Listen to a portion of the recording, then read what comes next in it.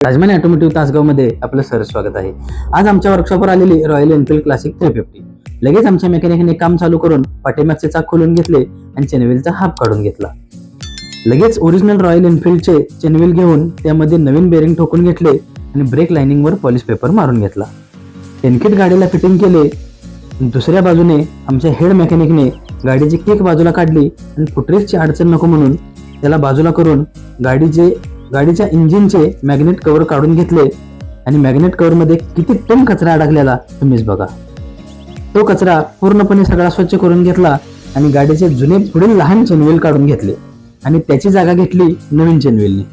लगेच पॅकिंग मधून बाहेर आली नवीन चेन, तिला तिच्या जागी परफेक्ट बसवून घेतली आणि आता जागा सोडू नकोस असं सांगून लॉक करून टाकली। लगेच पाठीमागच्या चाकाचे जुने ड्रम रबर काढून घेऊन नवीन ओरिजिनल ड्रम रबर फिटिंग केले आणि पाठीमागचे चाक गाडीला बसवून घेतले।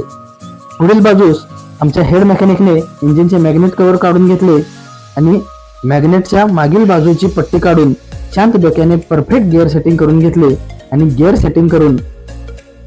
सेटिंगच्या मागची पट्टी बसवून घेऊन काढलेले मॅग्नेट फिटिंग केले आणि मॅग्नेट कव्हरचे जुने पॅकिंग पूर्णपणे खरडून घेतले आणि ओरिजिनल पॅकिंग बसवून मॅग्नेट कव्हर फिटिंग केले।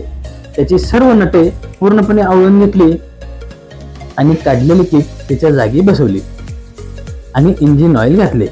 मागील बाजूने दुसऱ्या मेकॅनिकने नंबर प्लेट काढून खराब झालेले एक इंडिकेटर काढून घेतले आणि लगेच ओरिजिनल इंडिकेटर डेंजर बल्ब बसवला आणि तो चेक करून फिटिंग करून नंबर प्लेट बसवून घेतली।